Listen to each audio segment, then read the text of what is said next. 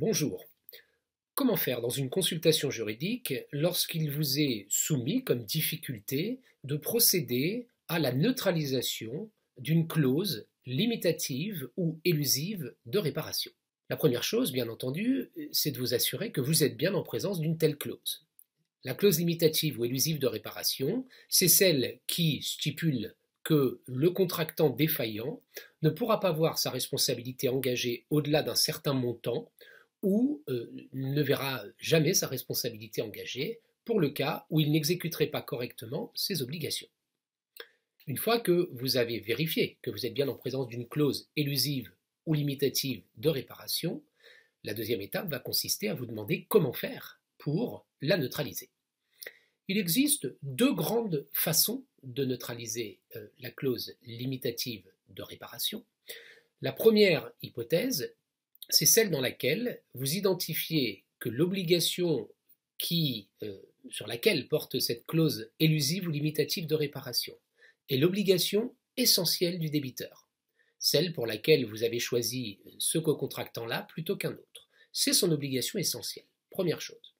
La deuxième chose, vous percevez que la clause limitative ou élusive de réparation contredit la portée de cette obligation essentielle, qu'elle prive de substance même cette obligation essentielle. L'idée est que le montant des dommages et intérêts qui a été stipulé est tellement faible qu'au fond, c'est comme si le contractant n'assumait aucune prestation, puisqu'il n'assume aucun risque si jamais il ne s'exécute pas correctement. La troisième chose, si vous avez constaté que cette clause limitative de réparation contredit la portée de l'obligation essentielle, prive de substance cette obligation essentielle, eh bien, vous avez la possibilité d'obtenir son éradication. Elle sera réputée non écrite, on la sort du contrat.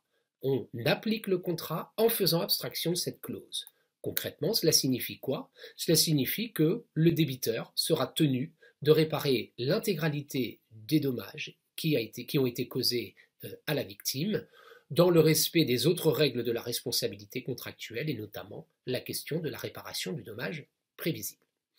C'est donc la première possibilité que vous pouvez explorer à travers tout simplement l'article 1170 du Code civil. Donc vous partez de cet article 1170 et vous déroulez la trame comme je l'ai proposé plus tôt. La deuxième possibilité, c'est, toujours pour éradiquer cette clause, une hypothèse qui est plus restreinte dans la mesure où la clause se niche dans un contrat d'adhésion. Si on est en présence d'un contrat d'adhésion, c'est-à-dire que vous êtes en présence d'un contrat qui comporte plusieurs clauses qui n'étaient pas négociables, et que parmi les clauses non négociables figurait cette clause relative à la réparation, eh bien dans cette hypothèse-là, vous allez explorer également cette piste. Vous pouvez l'explorer à la place de la précédente, mais comme on vous demande dans une consultation d'explorer un maximum de pistes, vous explorez également la piste de l'article 1171, sans pour autant avoir oublié la précédente. Pour explorer la piste de l'article 1171, la première chose, c'est déjà d'expliquer en quoi il s'agit bien d'un contrat d'adhésion. Ce faisant, vous vous référez à l'article 1110 du Code civil, vous rappelez la définition du contrat d'adhésion et vous expliquez pourquoi ici, la clause en question, qui n'a pas été négociable, permet de caractériser l'existence d'un contrat d'adhésion et permet de mobiliser l'article 1171. C'est la première condition. La deuxième chose à vérifier, toujours par application de l'article 1171, c'est que cette clause, elle crée un déséquilibre significatif entre les droits et obligations des parties. Concrètement, il faut essayer de vérifier si la clause qui accorde cette prérogative à votre co-contractant n'est pas contrebalancée par une autre clause qui accorderait une prérogative en sens contraire à l'autre partie ou qui se justifierait par d'autres clauses du contrat. Donc souvent les consultations ne sont pas très bavardes, donc vous ne pouvez pas tout à fait savoir s'il y a bien des éléments qui permettent d'apprécier ce déséquilibre significatif. Néanmoins, vous devez rappeler que le déséquilibre en question doit être caractérisé.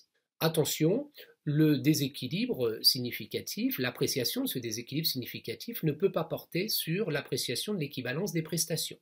Concrètement, ça ne peut jamais être utilisé pour contourner la règle selon laquelle la lésion n'est pas une cause de nullité en droit français. Donc pour combattre une clause qui serait relative à un prix et qui serait lésionnaire. Là, vous ne pouvez pas exploiter l'article 1171. Donc on ne peut pas vérifier l'adéquation de la valeur de la prestation à la prestation qui a été promise. Donc ça, c'est les conditions à vérifier. Si ces conditions sont réunies, c'est-à-dire que vous êtes bien en présence d'un contrat d'adhésion et que la clause crée un déséquilibre significatif entre les droits et obligations des parties, alors vous pouvez partir du principe que cette clause, elle doit être, là aussi, réputée non écrite, c'est-à-dire que le contrat survit expurgé de cette clause. J'insiste et je rappelle bien que entre un professionnel et consommateur, vous avez des dispositions particulières, notamment l'article L212.1 du Code de la consommation et R212.1 sixièmement du Code de la consommation, qui sont les dérogations particulières qui ne s'appliquent qu'à cette hypothèse. Et pour le rapport entre commerçants, vous avez l'article L442-1 du Code de commerce qui lui-même a vocation à régir les hypothèses de clauses déséquilibrantes. Voilà pour l'éradication de ces clauses abusives. Rappelons qu'il reste quand même un cas particulier à appréhender, c'est l'hypothèse dans laquelle la clause limitative de réparation ou la clause élusive de réparation ne contredirait pas la portée de l'engagement pris ou ne créerait pas un déséquilibre significatif. Et donc la clause serait valable.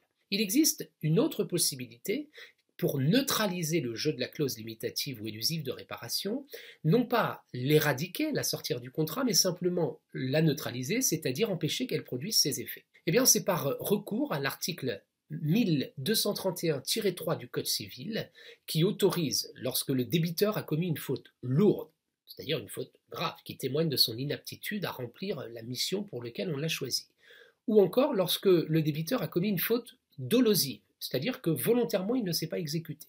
Eh bien, dans ces deux hypothèses-là, même quand la clause limitative ou élusive de réparation est valable, le débiteur ne pourra pas s'en prévaloir, c'est-à-dire que le créancier pourra obtenir réparation de l'intégralité du dommage prévisible qu'il a subi.